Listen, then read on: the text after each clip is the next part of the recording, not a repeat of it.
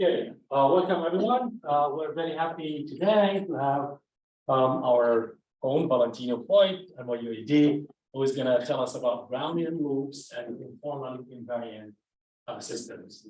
Okay, well, thank you. So I don't think I've met all of you yet, so maybe I'll say a word. I'm Valentino. My background is in high energy theory, broadly defined. And there I started to work on conformal field theory. And here I'm working with Federico Camia, who's a mathematician. Actually, he's also a converted physicist on topics between math and physics. So we're doing mostly CFT things and systems related to those. This is what I'm going to talk to you about. And Hisham asked me to present what we're doing, and I'm happy to comply. So here's a brief outline.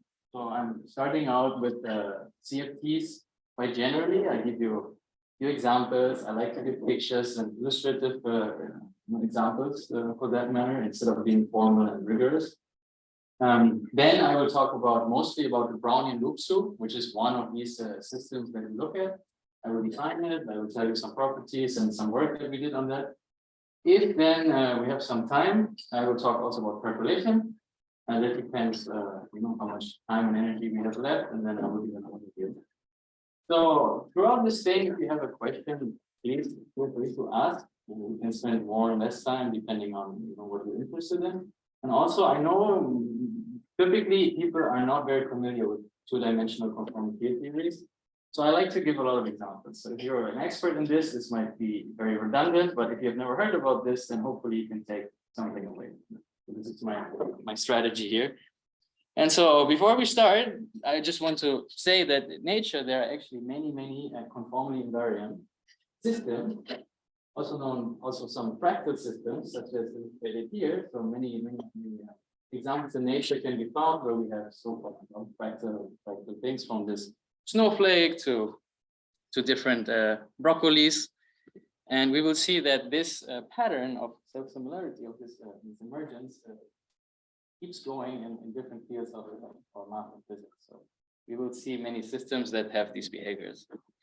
And so to give you an idea of what types of objects we're actually looking at, what we're doing, I want to give you a one-slide summary of statistical mechanics.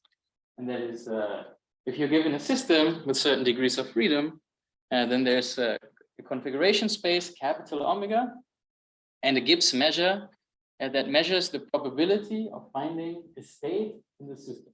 So the probability of a certain system being in a certain state, small omega, is given by the Gibbs measure.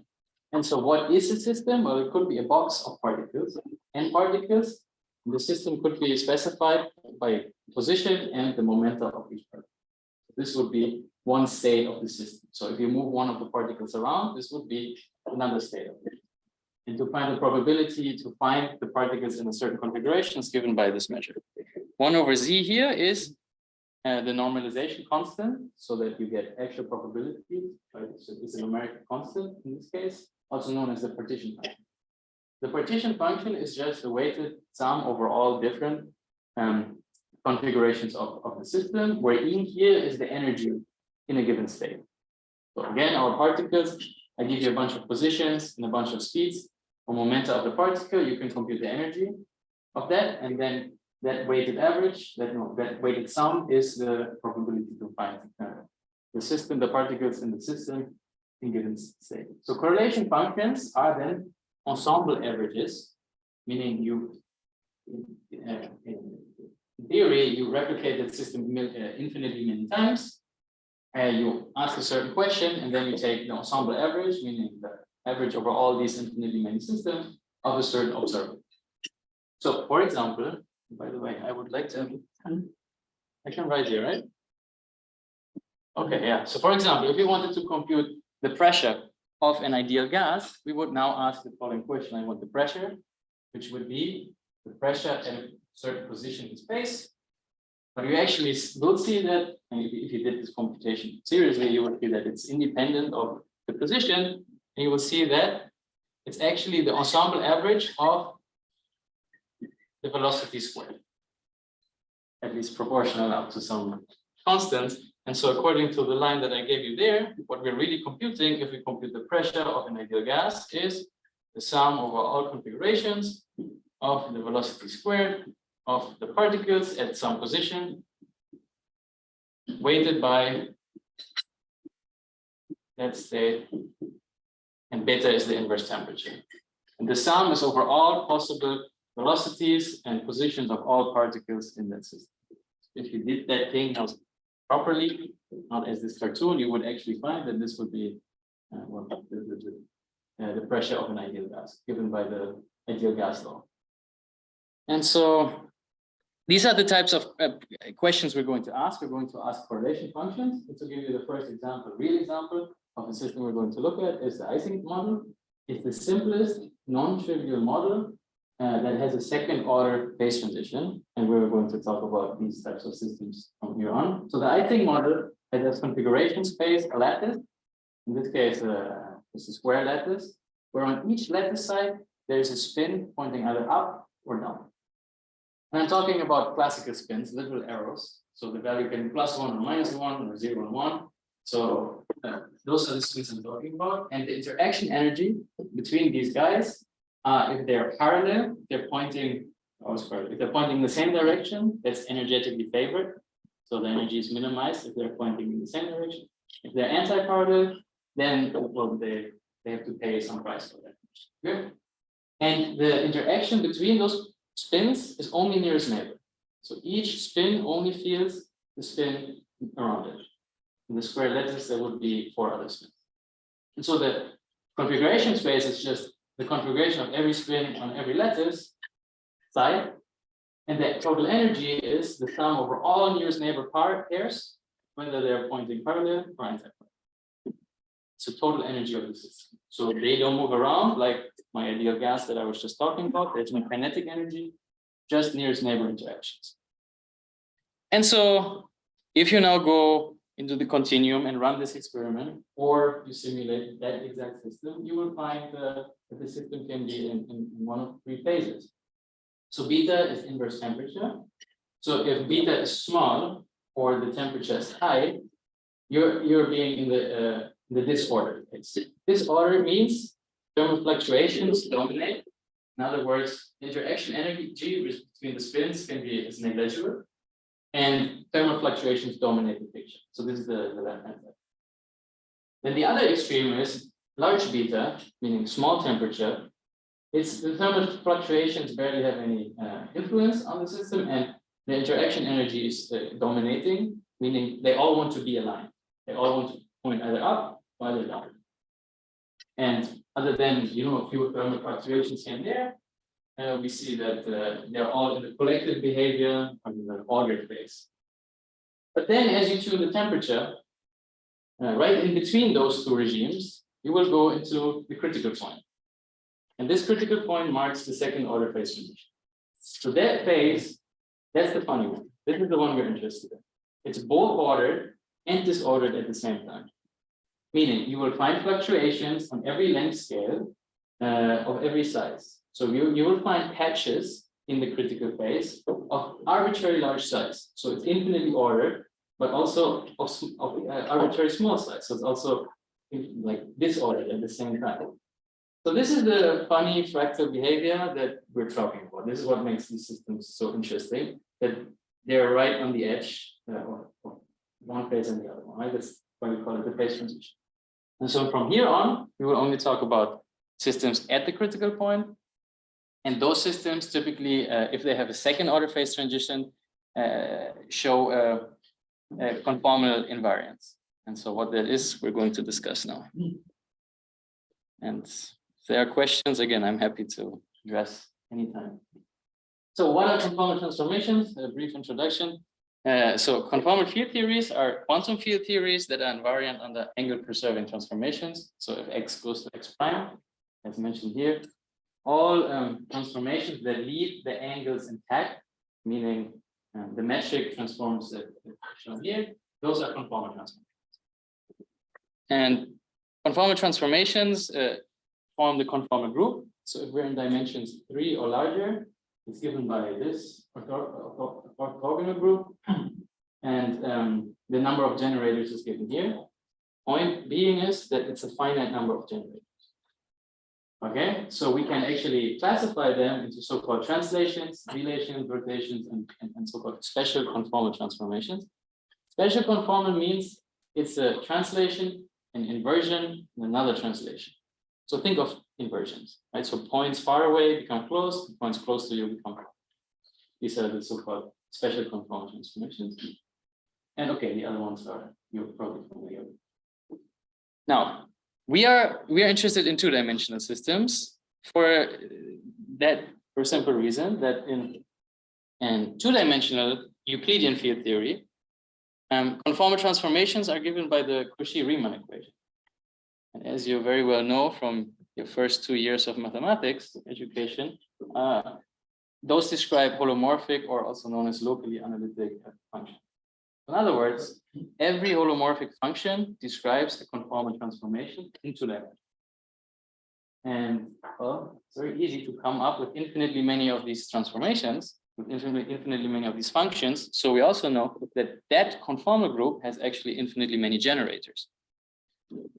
And so if I would be giving this talk in a slightly different angle, more algebraic point of view, we would start with the generators of that theory. We probably start with this line right here, which is the commutation relations of the Virasoro generators, which are the generators of conformal transformations into that. Be a little bit technical here, not so much. It's the essential extended width algebra, where the width algebra is the classical symmetry group of the conformal transformations. By essential extension, we mean that there is this term C here, which is the central charge, which is added. I'm sure you guys know much better about central extensions than I do, so I'm not going to say more. But I will say that these generators form a subgroup, specifically L -1, 0, and 1, the subalgebra, I'm sorry, which denote the global conformal transformations, and those will become important in just a second. So again, to summarize, in 2 dimensions, we're in a special situations where you have infinitely many generators, we have infinitely many transformations that are conformal, and the quantum generators, they're known as the Virasoro algebra. They obey a certain commutation relation. So what if one element does not fit in the second element? Why? So In the central extension, you mean? yes. So it shouldn't be this symmetrical. Yeah, it appears in the delta here. So if n plus m is 0, Yeah. then you have just a term different only in terms of n. Yeah, I mean, n and m are not independent if you want the C term to appear. It must be n plus m. So one must be negative the other one. So it does depend on m that way. Yeah, so another word is, okay, so we talk about the conformal transformation 2 dimensions. So there are 2 degrees of freedom in 2D, right? That's what that means. So we can transform Z and Z bar, the holomorphic and anti-holomorphic part, independently. So that's why there are 2 copies of the Virasoro algebra. There are L and L bar, because we can act on either the Z or the Z bar. So, okay, this was technical, or some, maybe for me. So here are pictures. So what are conformal transformations? They are angle preserving transformations, and here's an example. So as you see, the angle on these grid lines, they are still orthogonal, but you still translate and rotate and deform the grid in a certain manner. So this is an example of a holomorphic transformations. This is the type of functions we talk about. And so in these CFTs, there are special operators or special observables, things that we look at if we want to measure something or things we simulate, that behave in the following way. If we apply one of these conformal transformations to that operator, so this function f, then it's given in terms of the original function and some scale factor. The scale factors are given. So these are primary operators, and they form a central role in this CFT. These are the operators we want to look at. These are observables. For those who haven't seen it, say a word on why you not give operators where previously you just said functions. Yeah, well, okay. So since I'm the physicist here, I'm probably the least qualified person to say something about that. But what I can say is, well, there are 2 points of views, right? You can take this either algebraically, and then you would start to think of from operators from the beginning, or analytically, where you think only in terms of functions. These fields, and we're very sloppy in our jargon. These fields are not fields, they're actually distributions. Like the same types of objects you have in the path integral and quantum mechanics. You actually sum over all kinds of quirky functions which aren't functions. But, well, if there's something more you want to add, I'm happy to hear it too. I just thought, Yeah. So one thing I do want to say is that these functions or fields, I would still say functions from here on, okay? Or I will not be more technical. These identities only hold when these functions appear within correlation. Okay, so this is understood that this thing appears somewhere within brackets. Because obviously, if I give you one realization of the theory, like the Ising model, I shift the point to a different point. For example, the magnetization doesn't need to be the exact same thing. No, it is only in an ensemble average. If I shift my thing around, it will hold according to this formula. Okay. So again, our Ising model is the same thing we looked at before. Here's a numerical simulation of 10 to the 10 lattice sites for big system. Again, only nearest neighbor interaction. We want if the two spins point in the same direction, energetically favored, anti-parallel disfavored, and we're at the critical point. So we have all these different islands of all different sizes. And now, okay, if I gave you this data, you can now go and start to compute the correlation functions. But I actually tricked you a little bit here, because this is not 4 different realizations. This is actually the exact same simulation, just zoomed in. You see the bottom right picture is actually a zoomed in version of the top left. And so are those two. And so are those two.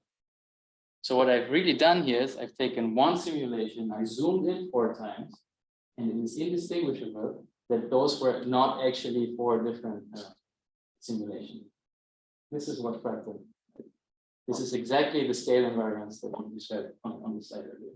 So the continuum, if you just rescale, so if our function is just a multiplication, lambda times z, where lambda is real, we will get, our previous function rescaled by a certain value.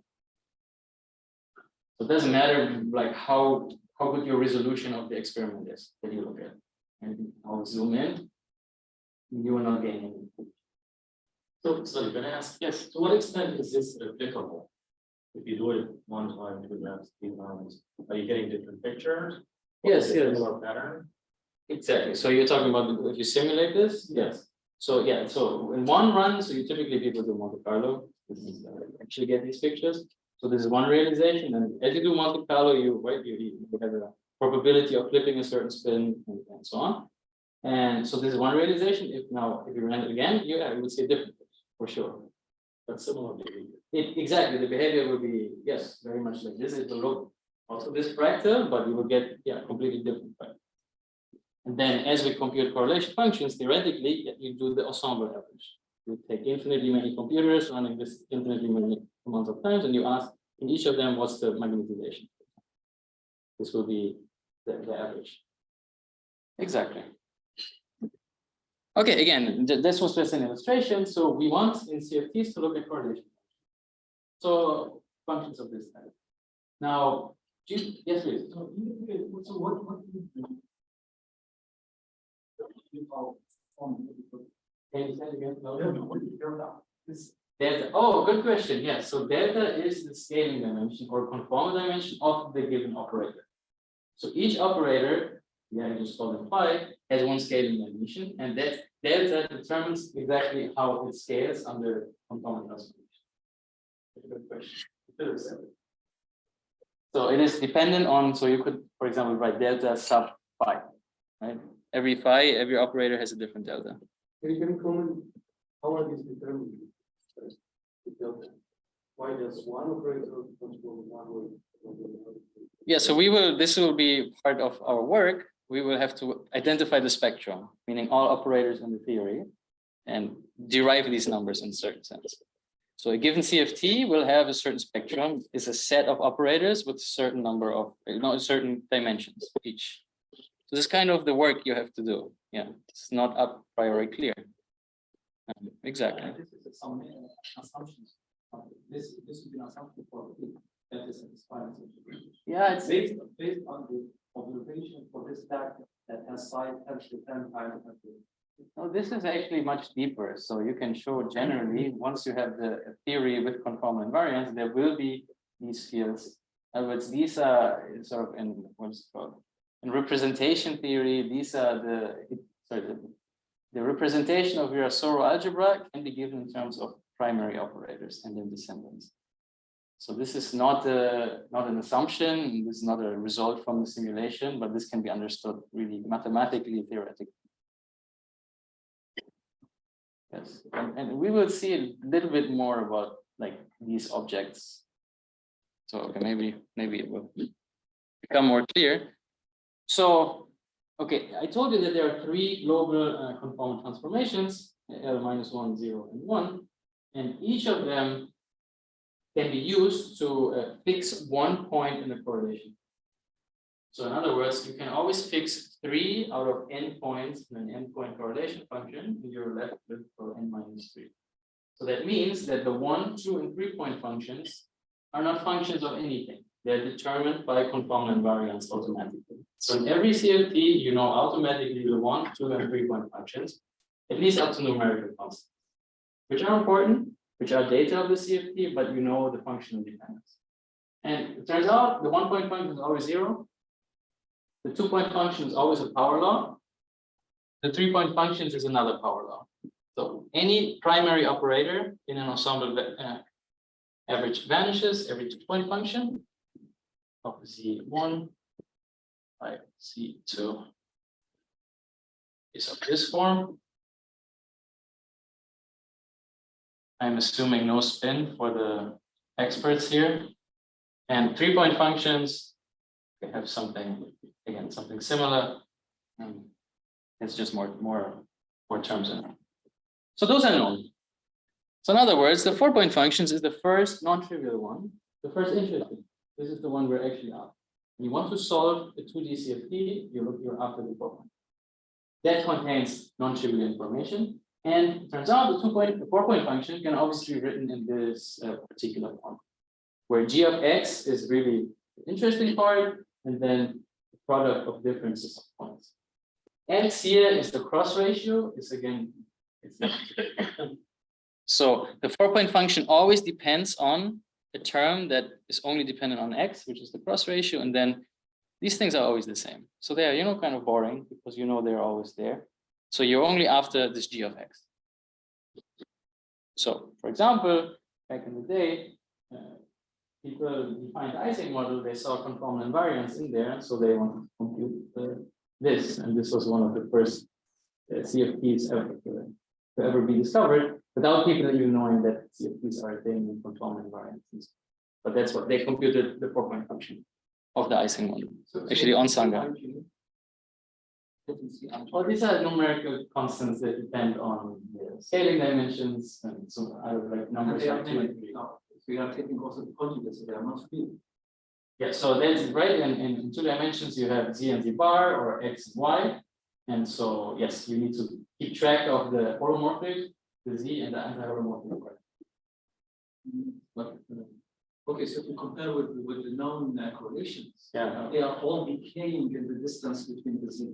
And Right. this seems not to be decaying. Now, this also will decay. I mean, as long as the c's there are negative or negative enough, yeah, this will also decay. This is intuitively you can understand this. If you measure anything at a certain distance, okay, you measure a correlation. But if you go further apart, these fields will be less correlated in the end. And this is true actually for all at least unitary CFTs for any number of them. There are quirky ones. I didn't want to bring this up, unitarity and so on, but there are quirky ones, also known as non-unitary CFTs, where correlators don't have to vanish. In other words, you have negative scaling dimensions. So those would grow, right? If delta is negative, they would actually. But this is not what we're looking at. If you want a healthy CFT, one that's found in nature and statistical physics, they are mostly, not always, but mostly unitary. It's not too important for what we're talking about. The right-hand side is a real value. For any inputs, Z1, Z2, Z3 that are. Yes, so that depends on what phi's are. If phi, let's say, is the magnetization, that's a real number. Then yeah, then both left and right hand side obviously must be real number. Right? If you think of gas, if you want the pressure, then it's actually a non-zero number. If you look at the phase of something, then maybe you will get a complex number. It really depends what the operators are that you play.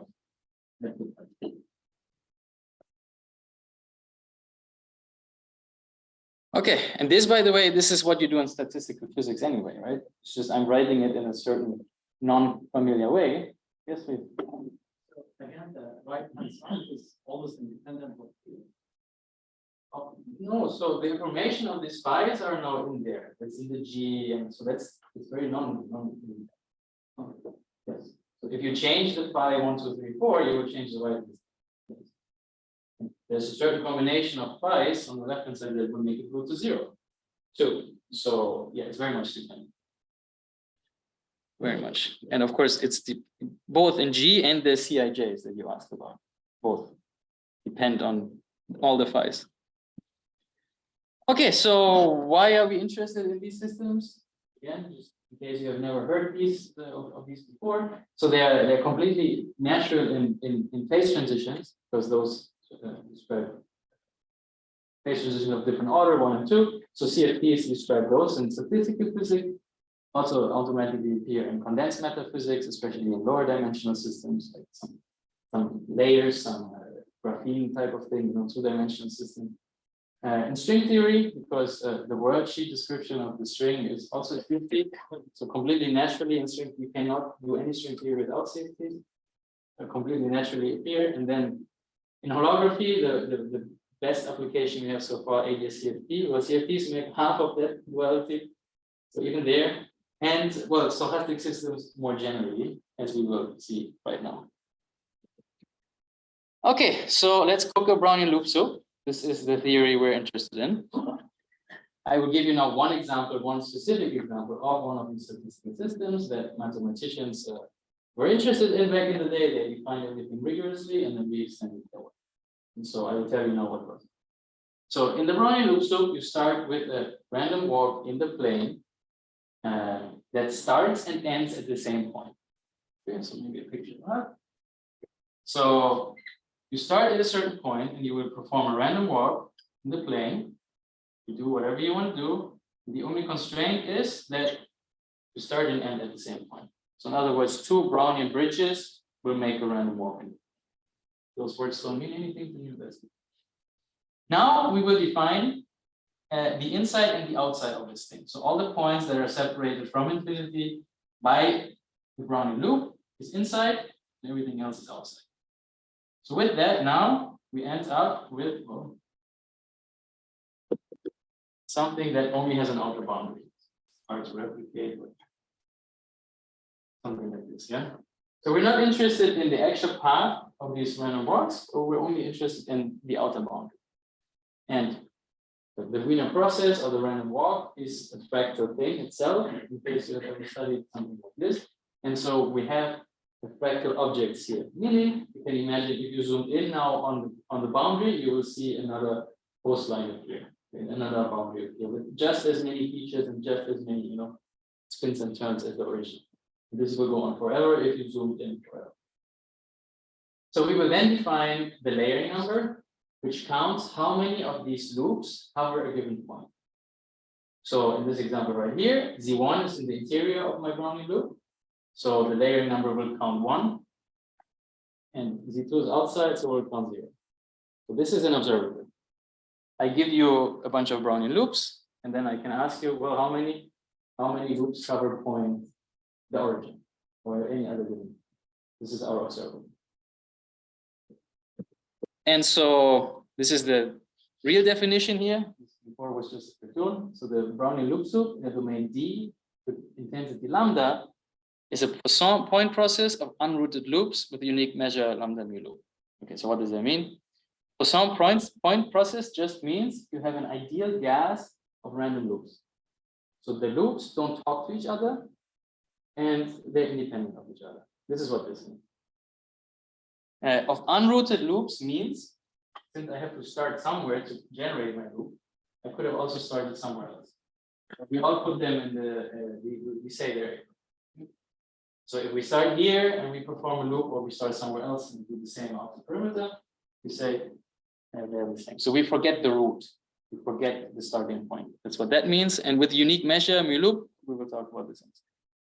Yeah, then here on the right hand side, you see one, again, Monte Carlo simulation of the one realization of Brownian loops. So you generate a whole bunch of these Brownian loops, you sprinkle them randomly on the plane, you will get a Brownian loop.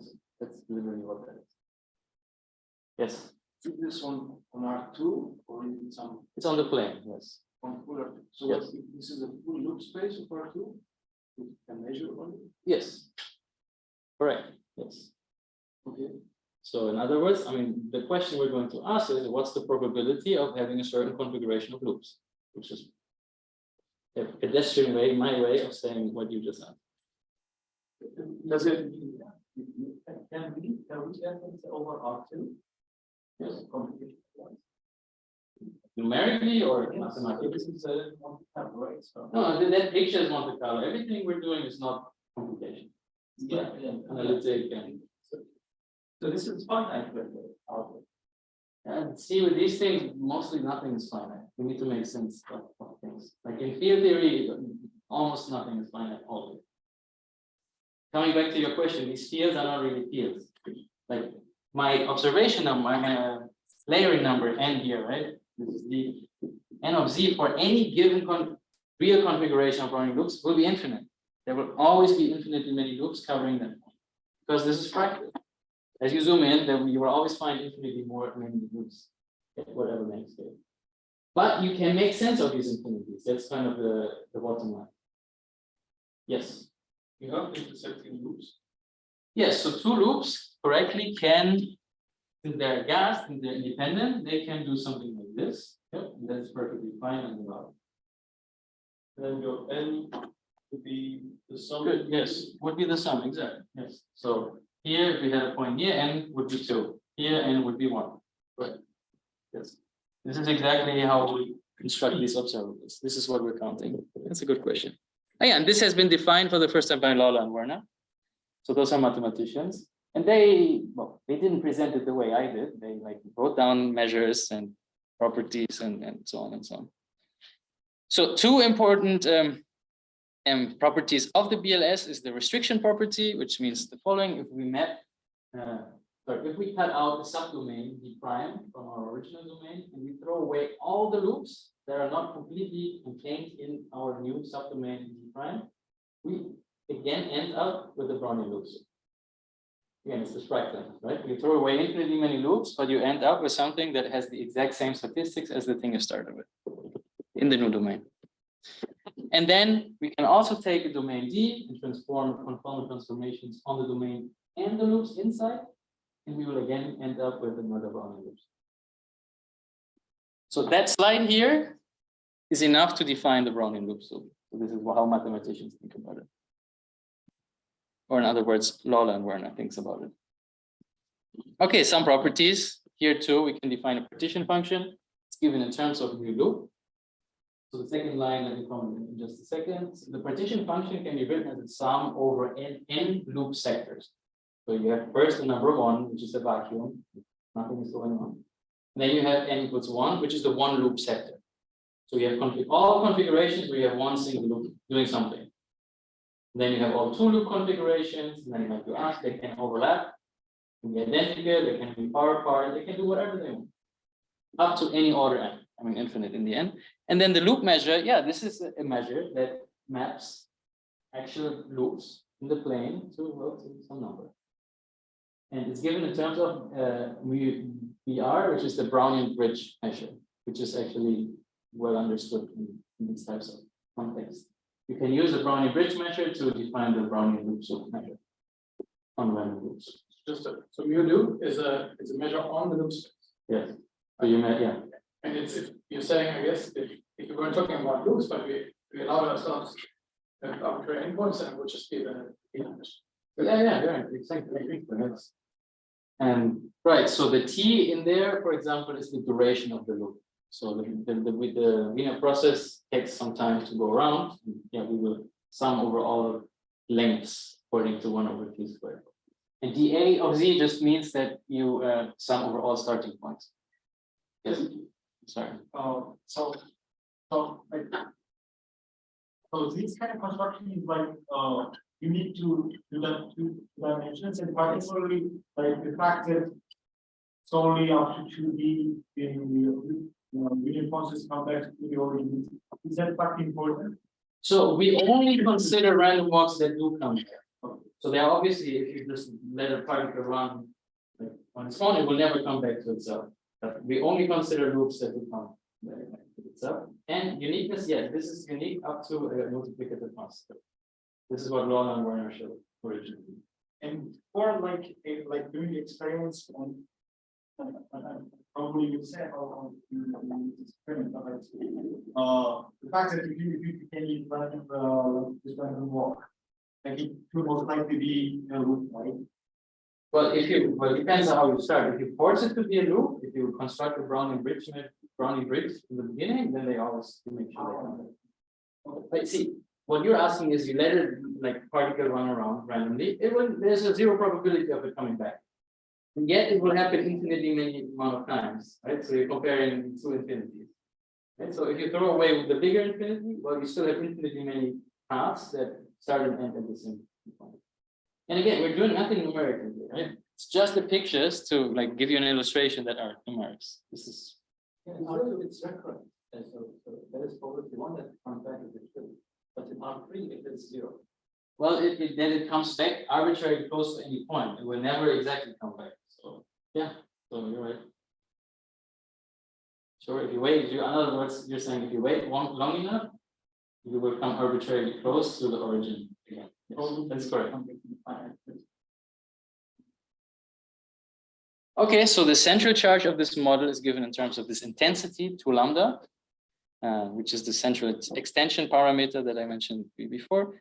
And so the primary operators, these interesting ones, the observables of the theory, are now given by this exponential e to the I beta n.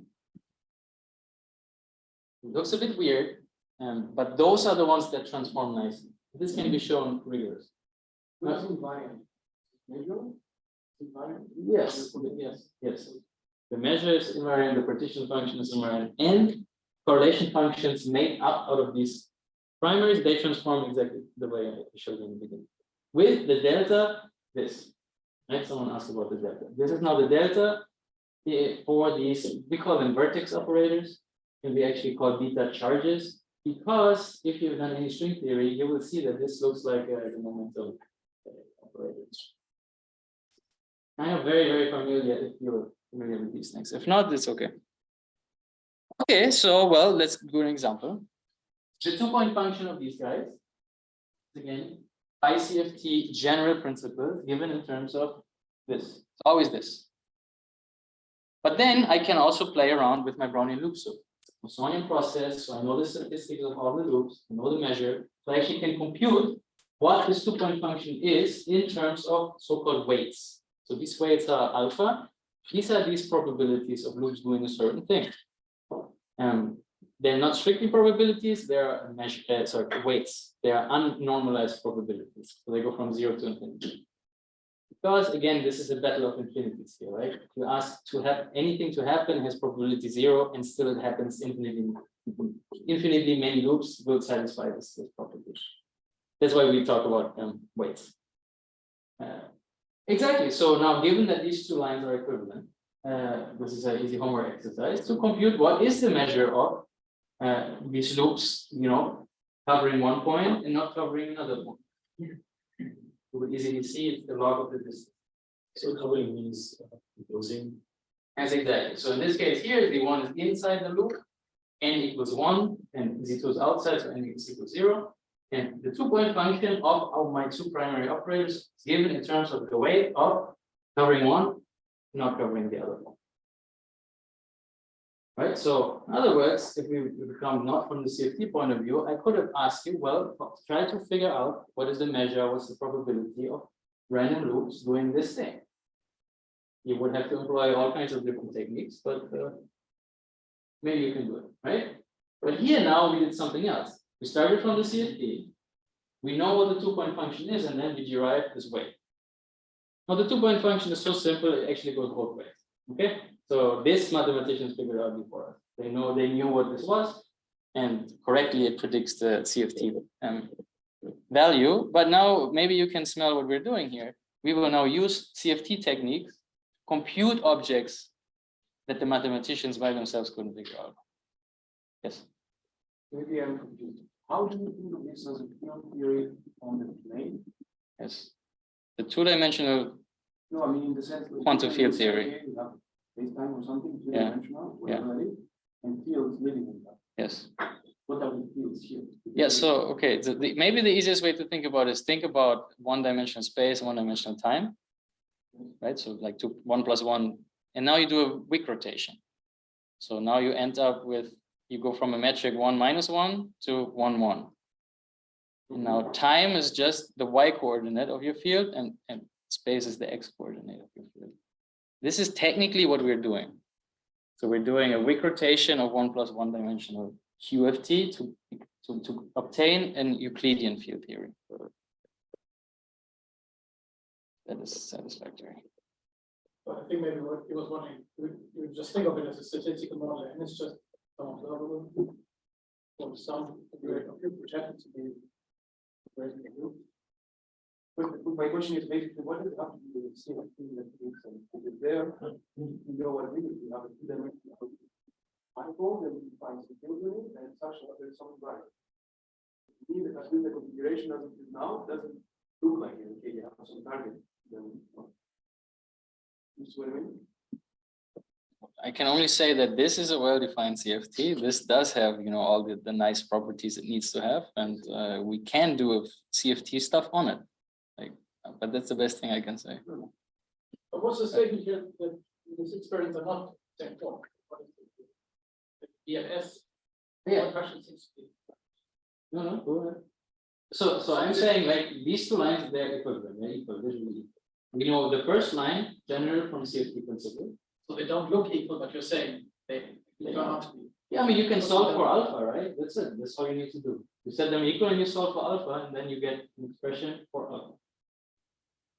If they don't So look. maybe I can, what is alpha? So alpha, so what is this bar? Maybe I can parse. Yeah. It's just a function of C1 and C2. It is, yes, correct. Okay. So and it measures that function measures the weight of loops covering point Z1 and not point Z2. So in other words, all the loops that obey the configuration like on the right. It's still not obvious to me that some expression of the form x to the minus lambda or some function z is even of the form, the first line. Correct, but I mean, yeah, this was my homework exercise. Alpha is just the log of the distances. If you plug in the log, then you will get exactly the power decay. Power law. That's right, yeah. That's what we're doing, just in a more sophisticated way. If I have time, I will tell you about it. So the 4-point function again is the interesting one because 1, 2, 3, easy, known. So we want the 4-point function. And again, BLS side, so the second line equivalent is now the 4-point function is sum minus lambda times some combination of weights, not involving only 2 points, but 4 points. So this is where the mathematicians failed us. They couldn't tell us these numbers, so we don't know this problem. So this was our original contribution here. And to pick up the pace a little bit, because I like all these questions, we need to finish at some point. These weights appear in the ON model, which is another statistical model, statistical field theory, which actually allows us to attack it in a certain way. So what we're doing, or what we managed to combine is results from the ON model. We extracted certain information, certain lambdas from it, and we put it into our BLS system, and we obtained this 4-point function. I can give you now a few examples. So this ON model is what? It's actually the random n-dimensional vector model. So instead of spins, like in the Ising model pointing up and down, you now have random vectors of n dimensions, n components, vectors that point in a random direction. So your configuration space is now all possible orientations of all spins. And if you set n equals 1, you end up with Ising again, well, because it can only point up. If you set n to 2, well, you get a 2-dimensional vector. It's called the XY model. for the clock model. Two of these three guys have received a Nobel Prize for studying that. And if you send the limit n goes to 0, you actually end up with single self-avoiding loops. And single self-avoiding loops are exactly our outer boundaries. This you have to trust me, right? This you can show mathematically that they have the same statistic, but the n goes to 0 limit of this ON model is exactly describing objects at difference. Now, what does it mean that you have a zero component random vector? It's a little bit funky, but it can be actually made very concrete, and it can be given the sense that if you start with z as the partition function of the ON model, where again you sum over all possible configurations of random vectors and the interactions just given by nearest neighbors by the dot product of these vectors. This integral there, this product integral on the first line, can actually be transformed into the sum of self-avoiding loop configurations of a certain number of loops and a certain number of edges. This isn't any like textbook that concerns these things, so this is a standard result. But it's really cool, right? It's kind of very non-trivial. You start with random vector, and you can transform this random vector model for all n into a loop model, one-to-one. And if we take this loop model and we only take the linear term, well, we get only configurations that involve a single loop. We get exactly a system that only concerns single self-avoiding random loops. So maybe you can see the connection here. We were looking at objects for our BLS, which is this gas of loops. And now we found a system that has the same statistic as our loops. So we can solve something of the system. We use this information. And yes, please. How do the observables transport? What corresponds to the number n? Yeah. So in this case, it's rather simple. It's still n. It's like 1 or 0. So you still count, or you still ask like how many loops cover a certain point. Right, the vector. What is that observable in the vector? But that's a good question. I actually don't have a good answer. Oh, It's, yeah, we were discussing something along these lines. but how do you know that they're equivalent if you don't know how to match the? Well, you know the partition function is the same. You know the vector, the operator content is also the same. Yeah, you cannot. Yeah, we don't have a complete dictionary of everything on one side. Maybe other people do, at least I'm not aware. But this is a very interesting question. Yeah, there's also a lot of work to be done. By the way, this is still ongoing, even though this is, I don't know, 40 years old. People still write papers and discover new things about this. Okay, so as before, with our 2-point functions, now we have forward points, right? And so now we want to know these weights of loops doing certain things involving 4 points.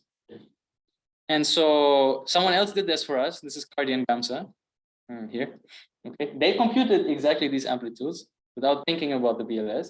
We were then able to use their results, right? They just gave us these formulas to compute our 4-point function. So now we solved, in a certain sense, the Brownian loop set, because we computed the 4-point function of a previously unknown 2-dimensional conformal theory. It's of this form. This is what it is, where A is this funky function here. I just wanted to like illustrate it, what it is. Given in terms of hypergeometrics, 3f2 and 2f1s. And so why is this interesting? Well, first of all, we have something new. But also, we can use this 4-point function to extract information of the BLS, things we didn't know before. And so how do we do this? In 2-dimensional CFT, there's something that's called the operator product expansion. It's been used in particle physics for the first time by Wilson, who approximated 2 nearby operators by another effective operator. Kind of like a Taylor expansion, but for field operators, right? For scattering amplitudes. That's an approximation, but it turns out that in 2 dimensions in CFTs, it's exact. So the OPE, the operator product expansion, where 2 operators can be not only approximated, but given in terms of the sum of other operators, is exact. In other words, 2 operators in correlation functions can be replaced by a sum of 1 operator with appropriate prefactors and scaling numbers and whatnot. And so if you like pictures, or like if you're familiar with Feynman diagrams, it looks like a scattering, where phi1 and phi2 scatter into, well, this P. And if you do this twice, well, you get a 4-point function. Okay, so operator 1 and 2 scatter into something, 3 and 4 scatter into something, and so you end up with this 3-level scattering process, which at this level only looks like a scattering process, but it has a lot of similarities to the two. So why am I telling you this? Well, given a 4-point function, we're trying to figure out what are these intermediate states P. We want to know what are the operators in the theory. So we were able to, okay, this is now still textbook. So if you do this scattering twice, picture there, if you do it properly with equations, you will obtain the Virasoro conformal block expansion. So this again is textbook stuff. People have worked this out, where you can show that the 4-point function of the CFT can be given as these numerical constants in red, these are numbers, times some known functions. Okay, these f's are functions of the scaling dimensions and so on, but they're not. So you reduce the problem, right, the complex, complicated 4-point functions into this infinite series. So if you then have a 4-point function, you can then match order by order and compute these functions there, these constants. So this allowed us to compute what are these intermediate states. Now, given the 4-point functions that we derived, we can then ask what are the states that appear in the scattering process. It turns out there are infinitely many. You get a whole spectrum, a whole array of stuff with these properties. Maybe it looks a bit daunting, but this is the dimension of the new guys. It comes now in like these 1/3 increments of something that we had before. That's maybe the most important thing to take away here. So if you had an operator previously with dimension delta, now you have one with delta plus 1/3, delta plus 2/3, delta plus 1, delta plus 4/3, until infinity. So you have this whole array of stuff, of new stuff that was previously unknown. And so by doing this expansion, we can extract the following information. We know the central charge, okay, we can read off the central charge, the primary operator spectrum, meaning all the P's, and the 3-point function coefficients, which are these numerical constants. So that, in some sense, solves the CFT, because you know kind of everything you can know about it. And given this set of information in the bottom, you can compute, at least in principle, everything else. Of course, this is a bit more complicated in practice. I mean, if I give you these numbers, it's really hard to actually do it, but in principle. And so one thing we were able to do was we identified one of these operators in terms of loops again, in terms of geometric loops. Since we're running a little bit out of time, maybe I will just skip much about this. But then since we have experts in the room, possibly, we have a puzzle. So this serves me now. We have a question here. Because here you can see that's what we call a checkerboard. It's like not really a checkerboard, but this weird checkerboard, where black indicates all the operators that appear in terms of our indices P and P prime. Okay, so these are the conformal dimensions, everything that lives in the CFT. And so there's everything with dimensions, well, with these 1/3 multiples, conformal and anti-conformal plot. And so Samologikov taught us certain things about certain operators in CFTs. That is, if there's an operator with the dimension 1,0, he told us that there is a higher symmetry in the field. He told us, according to these rules there, that maybe because of time I don't want to get into it too much, that there's actually a symmetry at play that generates Virasoro primaries. We would like to identify what is the symmetry of the theory. So we have this whole area of operators. It's very easy to believe that there's some process that generates them. You know, maybe you start at one of them and then you can go down the ranks, or something of this sort. You apply a certain operator to one of your fields, and you end up with another one. And then you can just repeat that process and you get this whole check. So we kind of know there must be one because Samologikov told us this.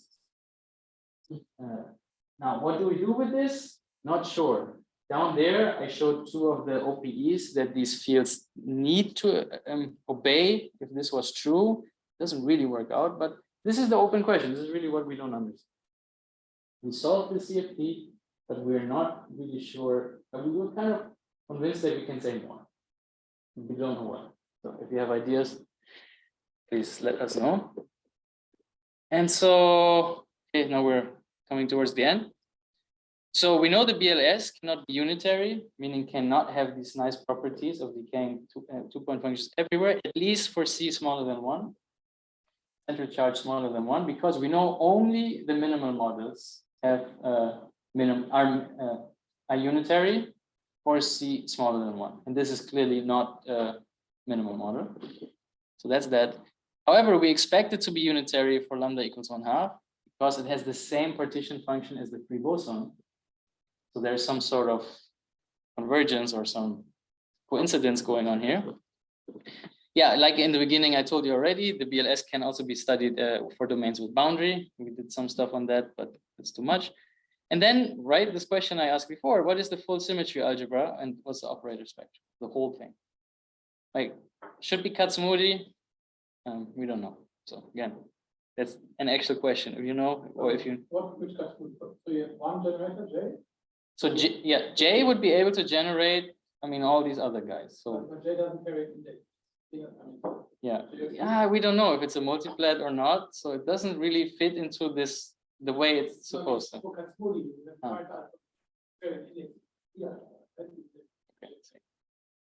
Yeah, I can see you know much more about this than me, so maybe you can tell me afterwards. Yes. So far we know of one, but we can only analyze J under Virasoro. So it could be that J is actually multiplet, you know, like degenerate, which we cannot resolve, if that makes sense. So we're that far, but yeah. But is there in your setup, is there any candidate Lie algebra? Like if it worked in smoothie, there would be a Lie algebra in the background somewhere. Do you see any hint of a Lie algebra? Like is there any anything that transforms anything here? Yeah, I don't know. I'm not sure. Yes. Yeah, maybe you can tell me more about this then. But then the bigger question also is like, how does the BLS lie in the class of CFTs, right? Because there's no classification yet. We know of these minimal models, for example, I mentioned briefly, but we also know the BLS has some logarithmic properties. There are also logarithmic CFTs. So there's this whole set of effects that no one was able to properly study, and we just gave another unknown example. Okay, we will skip this completely. Yes. What does it mean to have some property?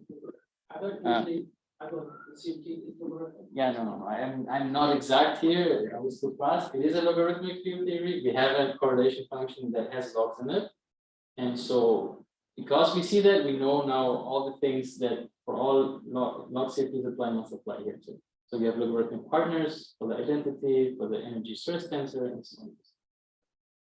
So yes, no, it is logarithmic. It is.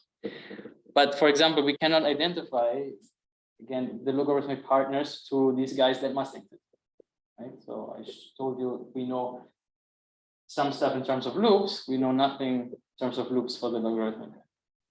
And this is an open problem. Okay, so this maybe we skip. So summary. So why do we do all of this? And what did I tell you today? Well, conformal probability provides a link between 2D statistical mechanics, these random processes, and conformal field theory.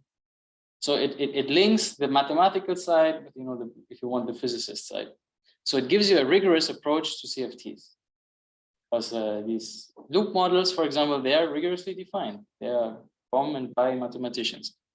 However, this conformal block expansion, and we'll see QFTs generally, they are not well defined, right? As you probably know much better than me. And so the Brownian loop soup itself allows some microscopic interpretations of these fields, of these operators, which often you don't have, right? If you study a CFT, you don't know what the constituents of this theory are. It has many connections to this free boson ON model. SLE is called Schramm-Löwner evolution, CLE. I skipped that just because we don't have much time. And it is itself a rich model with new features, right? Like the logarithmicity and the J there that's doing some funny stuff. So that's why we're interested in it. Then, so we wrote a bunch of papers. It's together. So Federico is working here, Alberto too, and Matthew is in New York. And so with that, I'm open for questions, but also thank you. Thank you. Any questions or Valentino? Yeah, I want to ask about the 4-point function for the special. Can you get that? So. So you want to see this slide? Exact format. So close form, in terms of the special function. So first, on the left hand side, there is a primary upper bound, which is 1, right? So our argument is over gives state. So just extend this, it's 1. So is that clear on the left hand side? Or does that help at all? So how it looks like because A is very complicated, how it contributes to this picture. So how A is how it looks like? Is it decaying in X or? Yeah, I'm sure this actually. I'm not sure right now. I'm sure I brought it at some point, but I'm not sure what it is. How it looks. Yeah, I agree. It's bounded on the left side for sure because you have phases there and 4 of them. The other thing, it has to be symmetric with respect to the disease, right? So Yeah, so these are bosonic fields, so the order doesn't matter. So that's correct. There's a systematic way of studying this called crossing symmetry. And in terms of these G's, it is that. So, right, this could be written in terms of V times these other guys. V of X must actually be equal to V of 1 minus X. And V of over X is also something which I obviously provide. But this one, right, is a function of the previous one.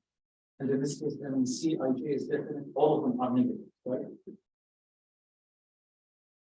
I think so. The function to I don't know which one decays faster than the other one. Right now. It does exactly what it's supposed to do. It is crossing symmetric. We showed this. So it's checking all the boxes. I cannot tell you now which factor contributes what to that right now.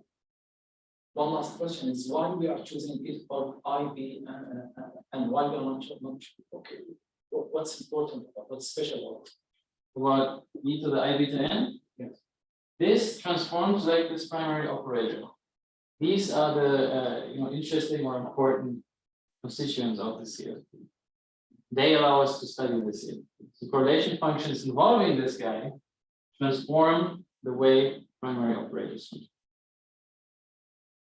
Yes, so of course, if you've never seen this and I show this operator for the first time, you were asked, like, why the hell would you do that? I asked the same question, of course. But they turn out, if you study it a little bit further, that those are the correct ones.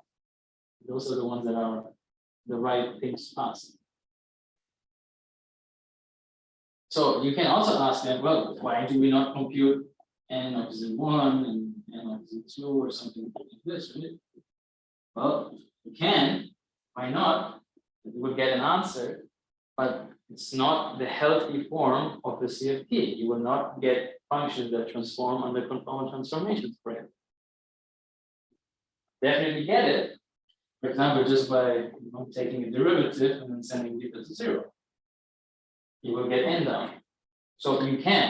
This is we're playing around exactly with these types of functions, but those are not the correct ones. They're not the interesting. So n of Ci is the number of groups that are contained in Ci. Yes, that are covering Ci. Yeah. If you consider a cluster of C1, C2, C3, and C4 is very far away from them, how this is reflected. Yeah, so that shows, for example, that it's decay, because loops doing what you're describing must be very unlikely. Right? There are fewer loops doing your weird sausage type of situation than when they're close together, which is exactly respected by control. Yeah, for sure. Questions? Okay, not this time. Thank you for the nice.